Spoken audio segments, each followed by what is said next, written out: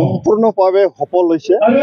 আজি আমি পৰ্বতজৰা আমাৰ ডিষ্ট্ৰিক্ট কমিটি আছে UPPL আৰু আমাৰ পৰ্বতজৰা ডিষ্ট্ৰিক্ট কমিটিৰ অন্তৰ্গত 93টা আমাৰ বুথ কমিটি আছে আৰু 10টা আমাৰ প্ৰাইমাৰী কমিটি আছে। 93টা বুথ কমিটিৰ সকলো বুথ কৰ্মীসকলক আজি মাতি অনা হৈছে।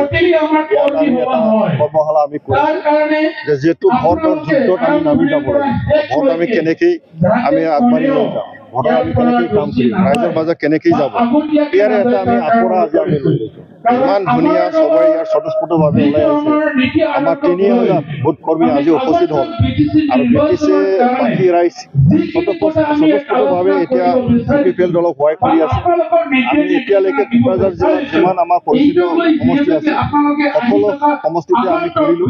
আজি আমাৰ পৰ্বতজৰা আমি শেষ হয়, ইয়াৰ পিছত আকৌ আমি এটামান বজাৰ কৰিম।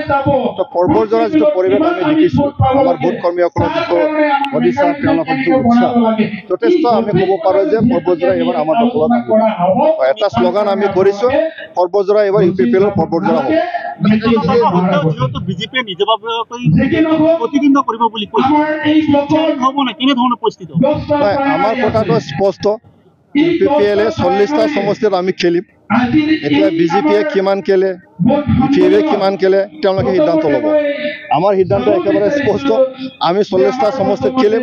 30টাতকৈ বেছি আসন লৈ পেলাই আমি অকলে চৰকাৰ গঠন কৰিম।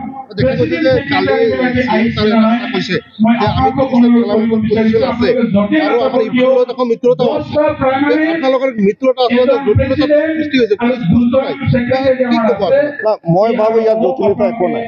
তাৰমানে কি আজিলৈকে আমাৰ মানে BTC যিটো চৰকাৰ ডিচেম্বৰলৈকে আছে নহয় জানো? ডিচেম্বৰলৈকে আমি বিজেপি আৰু UPPL লগত একেলগে আমি চৰকাৰ চলাইছোঁ। কেন্দ্ৰীয়ত আমি 2টা MP আছে, কেন্দ্ৰীয়ক আমি ছাপোৰ্ট কৰি আছোঁ। আমাৰ অসমত আমি একেলগে আমাৰ বিধায়কসকলে ছাপোৰ্ট কৰি আছে। এতিয়ালৈকে বিজেপি আৰু UPPL লগত আমি NDA সদস্য হিচাপে আছোঁ। সেইকাৰণে এই কথাটো ওলাইছে। তো যেতিয়া আগন্তুক যিটো BTC নিৰ্বাচন, সেই নিৰ্বাচনত আমি অকলে খেলিম, তেওঁলোকে কৈছে নিজাববীয়াকৈ খেলিব, তাত কোনো গণ্ডগোল নাই। আমাৰ হিচাপটো একে, তেওঁলোকৰ হিচাপটো একে। আমাৰ কথাটো হ'ল BTC 35 লক্ষ জনসাধাৰণৰ প্ৰতি আমাৰ UPPL দলৰ দায়বদ্ধতা আছে। আমাৰ দল এইখন ভূমিতে জন্ম হোৱা, আমাৰ এই ভূমিৰ প্ৰতি এটা দায়বদ্ধতা আছে। এই ভূমিত শান্তি স্থাপন কৰা দল হিচাপে UPPL কাম কৰি আছে, ৰাইজে বুজি পাইছে। সকলো জাতি জনগোষ্ঠীৰ মাজত এক হওঁতে সমন্বয় আমাৰ মাজত আমি গঢ়ি তোলাৰ কাৰণে আমি প্ৰচেষ্টা চলাইছোঁ। ৰাইজে দেখা পাইছে শান্তি সম্প্ৰীতি প্ৰগতি আমাৰ মূল লক্ষ্য। গতিকে আমি ভাবোঁ 35 লক্ষ জনসাধাৰণে এইবাৰ UPPL সহায় কৰিব আৰু UPPL চৰকাৰ গঠন কৰিবৰ কাৰণে আমাক যথেষ্ট সহায় কৰিব। যিহেতু UPPL আৰু বিজেপিয়ে যদি বেলেগকৈ নিৰ্বাচন খেলে তেনে লাভৱান কোন হ'ব?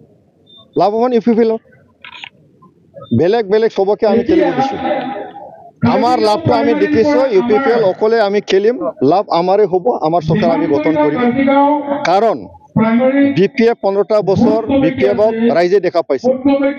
15টা বছৰৰ BPFৰ মাৰাকাটা ৰাজনীতি আমি দেখিলোঁ। বিভিন্ন জাতি জনগোষ্ঠীৰ মাজত সংঘাত সৃষ্টি তেওঁলোকে কৰিলে। এই সংঘাতটো নিৰাময় কৰি পেলাই শান্তি অনাৰ ক্ষেত্ৰত কোনে কৰিলে? UPPL। 5টা বছৰৰ যিটো আমি যিটো প্ৰমোদ বড়ো ডাঙৰীয়াৰ নেতৃত্বত যিটো 5টা বছৰৰ যিটো আমাৰ যিটো পাৰফৰ্মেঞ্চ ৰাইজে দেখা পাইছে। ইয়াৰ শান্তি সম্প্ৰীতি সকলো জাতি জনগোষ্ঠীৰ মাজত আমি একবদ্ধভাৱে কাম কৰি আছোঁ। আজিৰ তাৰিখতো কোনো দাঙ্গা হাংগামা নাই, কাৰো লগত কোনো দাঙ্গা হাংগামা নাই, শান্তিৰে আমি জীয়াই আছোঁ। গতিকে সকলোৰে উন্নতি, সকলো জাতি জনগোষ্ঠীয়ে সমমৰ্যাদা দি পেলাই কাম কৰা হ'ল UPPL আৰু প্ৰমোদ বড়ো ডাঙৰীয়াৰ নেতৃত্বত। গতিকে আমাৰ কথাটো স্পষ্ট, UPPL এই ভূমিতে জন্ম হয়, UPPL এই ভূমিৰ সকলো জাতি জনগোষ্ঠীৰ প্ৰতি দায়বদ্ধতা আছে। গতিকে আমি আশাবাদী যে ৰাইজে UPPL দলক সহায় কৰিব আৰু UPPL ইয়াৰ চৰকাৰ গঠন কৰিব। শান্তি অনাৰ ক্ষেত্ৰত বিজেপি দল হিচাপে তেওঁলোকে সহায় কৰিছে। নৰেন্দ্ৰ মোদীয়ে সহায় নকৰিলে, অমিত শ্বাহ সহায় নকৰিলে এই অঞ্চলত কেনেকৈ শান্তি আহিব? চুক্তি কাৰ দ্বাৰা হৈছে? চৰকাৰৰ লগত আন্দোলন কোনে কৰিছে? আমাৰ UPPL দলত থকা যিমান নেতাসকল আছে, BTR অঞ্চলৰ ৰাইজে আন্দোলন কৰিছে। আন্দোলন কৰাৰ পিছৰে আলোচনা হ'ল, আলোচনা কৰাৰ পিছতহে আমাৰ আজি মানে চুক্তিটো হৈ গ'ল।